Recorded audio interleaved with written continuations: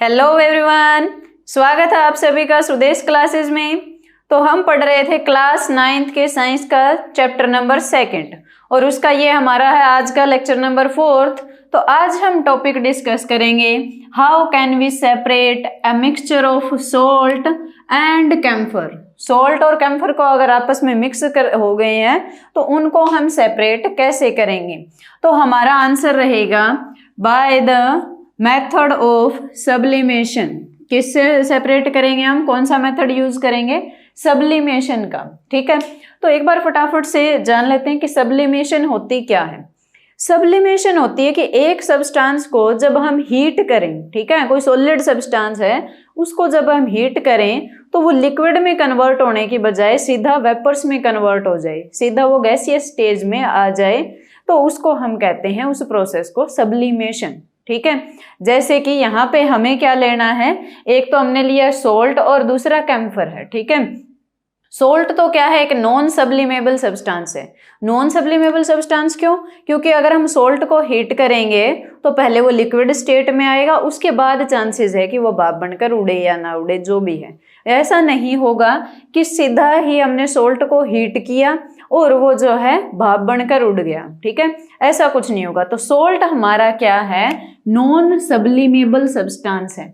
Non sublimable substance means directly solid से directly gaseous stage में नहीं जाता। ठीक है, कैम्फर, कैम्फर क्या होता है, जो हम ये लेते हैं ना, जो मंदिर में ये आजकल मतलब दिए की जगह वो जलाते हैं, छोटी छोटी आती है, क्या बोलते हैं उनको, टिकड़ी सी, टिकिया, बिंदिया, क्या होती है वो, किसकी टिकिया होती है वो, कपूर, कपूर की टिकिया आई थिंक, है ना, कपूर बोलते हैं। तो वो कपूर की टिकिया जो है वो एक तरीके से कैम्फर है। क्या है वो, सॉलिड स्टेट में कैम्फर ही है एक तरीके से। क्या वो सॉलिड स्टेट में होती है, उसको जैसे ही हम बर्न करेंगे, क्या उसके कोई लिक्विड स्टेट में कुछ बचता है, कुछ नहीं बचता ना, वो सीधी जलना शुरू हो जाती है। और फायर क्या है, एक गैसियस स्टेज है, तो सीधी वो मतलब गैस बन जाती है और खत्म हो जाती है। ठीक है, तो देखते हैं अब हम सब्लिमेशन। सब्लिमेशन क्या है, the change of solid state of matter directly on heating of directly on heating to vapours. ठीक है, क्या है, सॉलिड स्टेट ऑफ मैटर को हीट करने से जब वो डायरेक्टली चेंज हो जाए वेपर स्टेट में, ठीक है, तो उस प्रोसेस को हम कहेंगे ये इसको कि ये सब्लिमेशन हुआ है उसमें। ठीक है, ये आई थिंक आप चैप्टर 1 में पढ़कर आ चुके हो, मैं यही मान रही हूँ। तो ऐसे मिक्सचर को अब हम सेपरेट कैसे करेंगे, देखिए हमने क्या लिया, एक चाइना डिश ली है। चाइना डिश क्या है, वैसे मतलब अलग अलग नाम रख देते हैं, बस एक कटोरी जैसी सी होती है भाई। ठीक है, उसको चाइना डिश बोलते हैं। तो उस एक कटोरी में क्या कर लिया, ये जो मिक्सचर है वो डाल लिया। ठीक है, सोल्ट और कैम्फर का जो मिक्सचर है जिसको हमें सेपरेट करना है उसको उसमें डाल लिया। ठीक है, ऊपर से क्या करेंगे, एक फनल को उल्टा करके रख देंगे। फनल क्या, ये कीप जैसा सा कुछ, इसको उसके ऊपर उल्टा करके ढक देना है। ठीक है, और ऊपर से इसके फनल के ये जो ओपनिंग है इसको बंद कर देंगे, कोई कॉटन का या कोई कपड़ा लगा के जैसे भी इसको बंद कर देना, ताकि यहाँ से बाहर ना निकल जाए कुछ भी। अब देखिए इसको हम अपने वही ट्राइपॉड स्टैंड पे रखेंगे, नीचे हम ये बर्नर लगाएंगे। बर्नर का हमने ये तो बनाया ही नहीं ऑन ऑफ के लिए, है ना, यहाँ से ऑन ऑफ करेंगे बर्नर को, बर्नर को जलाएंगे। अब जैसे ही हम इसको हीट करेंगे, एक पॉइंट के बाद क्या होगा, जो इसमें कैम्फर था वो जो है सीधा ये गैसियस स्टेज में कन्वर्ट हो जाएगा। ठीक है, सीधा गैस बन जाएगी उसकी, और वो ऊपर की तरफ, अब हवा है, हवा हल्की होती है तो वो ऊपर की तरफ आ जाएगा, इसकी दीवारों पर ऐसे, ये मतलब इसमें पूरे में गैस फैल जाएगी उसकी एक तरीके से। ठीक है, और जो सोल्ट है वो हमारा यहीं पर पड़ा रहेगा। सोल्ट तो डायरेक्टली गैस में कन्वर्ट होता नहीं है। फिर उसके बाद क्या करेंगे, थोड़ा बहुत ये इसकी दीवारों पर लगेगी जब वो हवा, तो दीवारों से फिर उसको मतलब कूलिंग करेंगे, जब हम उसको ठंडा होने देंगे तो ठंडा होगा, तब क्या होगा, वो वेपर्स जो थी इसके ऐसे दीवारों पर ऐसे ऐसे चिपक जाएंगे। ठीक है, इसके अंदर, फिर उसको खुरेज के उतार लेंगे और ये हमारे क्या होंगे, ये पार्टिकल्स होंगे कैम्फर के। ठीक है, तो देखिए अब ये हम सब्लिमेशन का यूज कहाँ पर कर सकते हैं, एक तरीके से इसका प्रिंसिपल क्या है कि जब दो ऐसे कंपोनेंट मिक्स हो जाएं कि एक तो सब्लिमेबल हो, sublimable volatile component. Sublimable volatile का मतलब क्या है, वोलेटाइल मतलब एक स्टेट से दूसरी स्टेट में चेंज होने लायक हो। सब्लिमेबल वोलेटाइल मतलब सीधा डायरेक्टली सॉलिड से ये गैसियस में कन्वर्ट हो रहा हो, ठीक है। तो एक तो सब्लिमेबल वोलेटाइल कंपोनेंट होना चाहिए, दूसरा नॉन सब्लिमेबल वोलेटाइल कंपोनेंट होना चाहिए, तभी हम उन दोनों को सब्लिमेशन मेथड से सेपरेट कर सकते हैं, ठीक है। मान लो हमने दोनों ही कंपोनेंट ऐसे ले लिए जो कि सॉलिड से सीधा गैसियस में कन्वर्ट हो जाते हैं, तो दोनों कंपोनेंट यहाँ पे जैसे कि सोल्ट है, सोल्ट को एक बार के लिए मान लो, होता नहीं है वैसे, कि ये सब्लिमेबल है, कि इसको हिट करेंगे ये भी डायरेक्टली गैस में कन्वर्ट हो जाएगा। तो अभी हीटिंग से क्या होगा, ये यहाँ के सारा मटेरियल जो है ये वेपर्स बन के इधर उधर हो जाएगा, और इसकी जब ये ठंडा होगा तो इसकी दीवारों पर चिपक जाएंगे। कैम्फर भी चिपक गया, सोल्ट भी चिपक गया, कुछ बचा तो मतलब सेपरेट तो हुए ही नहीं ना वो। तो सेपरेट करने का प्रिंसिपल क्या है कि एक कंपोनेंट तो ऐसा हो जो सीधा गैस में कन्वर्ट हो जाए, दूसरा सीधा गैस में कन्वर्ट ना होता हो, ठीक है। तो हम सेपरेट कर सकते हैं, ये इसका प्रिंसिपल भी कह सकते हो आप, या फिर हम कहाँ पे यूज करेंगे इसको। तो देखिए, we can use this method to separate such mixture, ऐसे मिक्सचर्स को सेपरेट करने के लिए यूज करेंगे that contain a sublimable volatile from a non sublimable volatile component.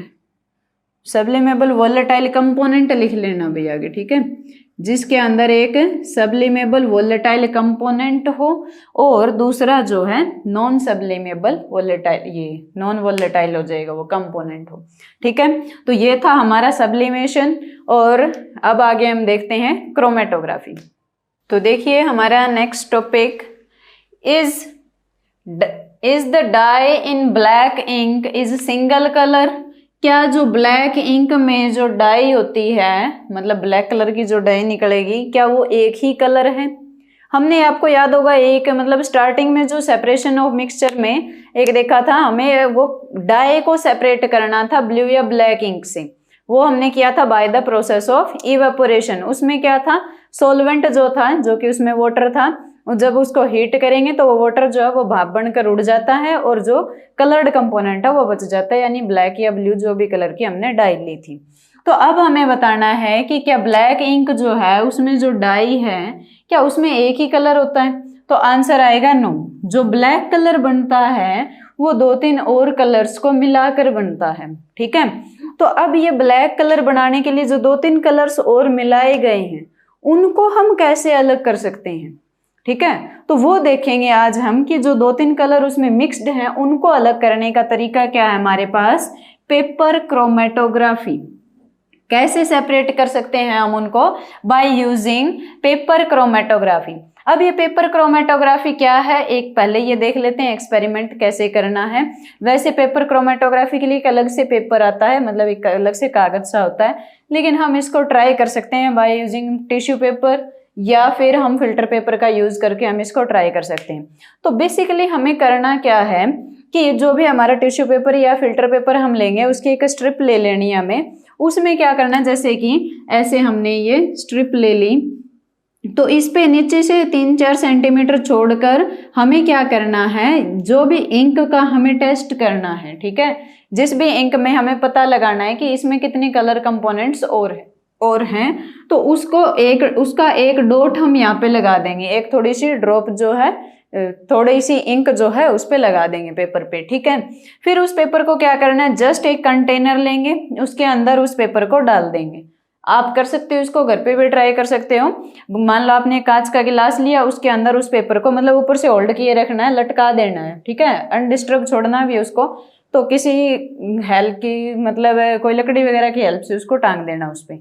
फिर क्या करना है, उसके अंदर पानी डालना है, जैसे कि ये हो गया, इसको हमने बिकर के अंदर रख दिया या गिलास के अंदर रख दिया।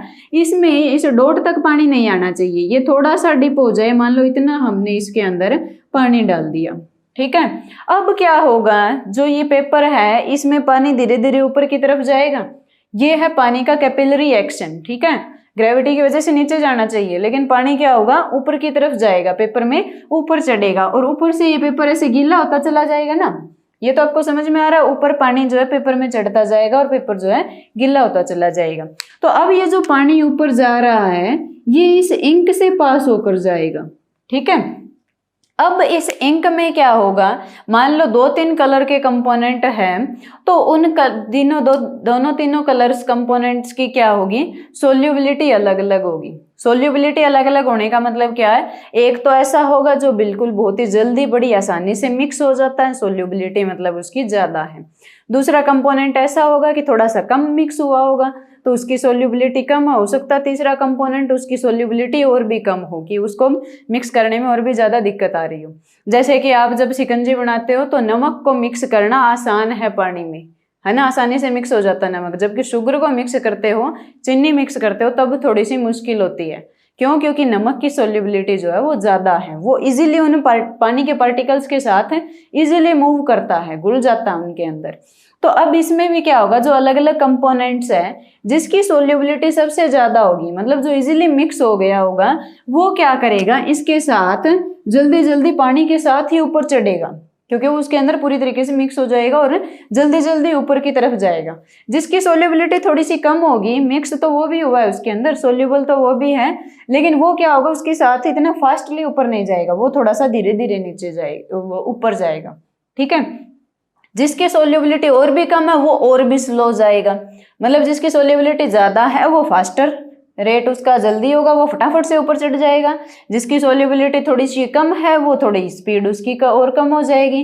जिसकी सोल्यूबिलिटी बिल्कुल ही कम है उसकी स्पीड बिल्कुल ही कम होगी। ठीक है। तो जिसकी सोल्यूबिलिटी सबसे ज्यादा होगी वो कलर कंपोनेंट जो है बिल्कुल ऊपर आ जाएगा, मान लो इधर आ जाएगा। ठीक है। मान लो एक बार के लिए कि ग्रीन की सोल्यूबिलिटी ज्यादा है, एग्जाम्पल ले रही हूँ मैं, मुझे फिलहाल नहीं पता कि किसकी सोल्यूबिलिटी ज्यादा है, नेक्स्ट लेक्चर में अगर हो सके तो मैं बताऊंगी पता करके। ठीक है। मान लो एक बार के लिए कि ग्रीन कलर की सोल्यूबिलिटी सबसे ज्यादा है तो वो सबसे ऊपर आ जाएगा। मान लो उससे कम है रेड कलर की, तो रेड कलर उससे नीचे थोड़ा सा आ जाएगा कहीं पे।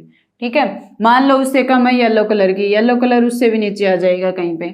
तो ये भी कलर भी फिक्स नहीं है कि येलो रेड और ग्रीन को मिलाकर ही बना है, ये जस्ट एग्जांपल के लिए मान रही हूँ मैं। तो अलग हो गए ना तीनों कलर के कंपोनेंट, और हमें पता भी चल गया कि कौन कौन से कलर के कंपोनेंट्स इसमें मिक्स किए गए हैं। ठीक है। तो इसको बोलते हैं पेपर क्रोमेटोग्राफी। ठीक है। क्रोमेटोग्राफी, कौन सी chromatography? Paper chromatography. 9th class के सिलेबस में हमें सिर्फ पढ़नी है पेपर क्रोमेटोग्राफी ही, बाकी वो हायर क्लासेस का काम है, क्योंकि क्रोमेटोग्राफी जो है सिर्फ एक टाइप की नहीं होती, बहुत सारे टाइप की होती है।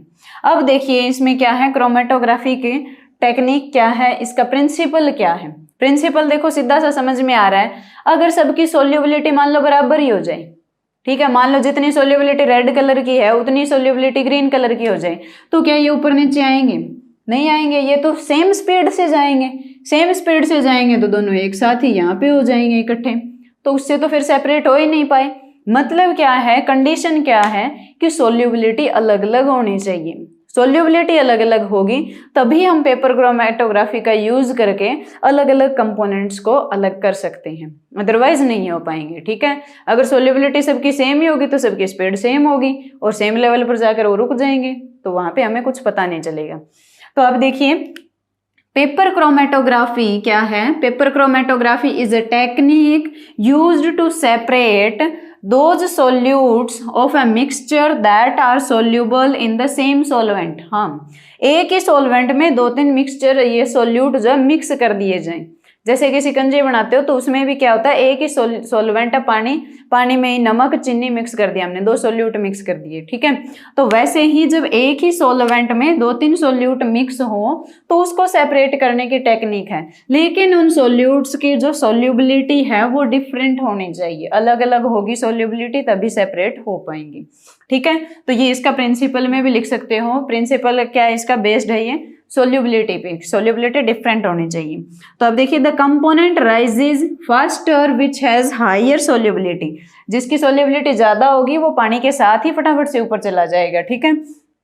And the component which rises slower has the lower solubility, जिस कंपोनेंट की सोल्यूबिलिटी कम होगी उसकी स्पीड भी कम होगी, स्लो होगा। ठीक है। एप्लीकेशंस देखते हैं इसकी क्या क्या है क्रोमेटोग्राफी का और कहाँ कहाँ यूज करते हैं हम। एक तो हमने देख ही लिया क्या है, to separate colours in dye, dye के कलर्स को सेपरेट करने के लिए हम क्रोमेटोग्राफी का यूज कर सकते हैं।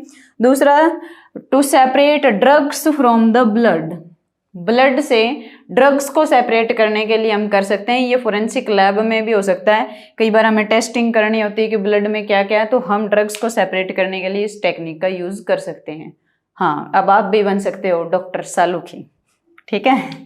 तो अब देखिए नेक्स्ट क्या है, pigment from the natural colours. Natural colours के जो पिगमेंट होते हैं उनको अलग करने के लिए यूज कर सकते हैं, या फिर एक और ऐसे भी कर सकते हैं कि अगर मान लो दो कलर्स, दो डाई जो गलती से मिक्स हो जाएं, ठीक है, अलग अलग कलर्स, तो उनको सेपरेट करने के लिए भी हम यूज कर सकते हैं। तो ये था हमारा क्रोमेटोग्राफी। अब अगला देखेंगे हमारा क्या होने वाला है, इसी लेक्चर में आएगा या नेक्स्ट लेक्चर में आएगा, आई डोंट नो। तो अभी के लिए तो इतना ही। Thank you so much.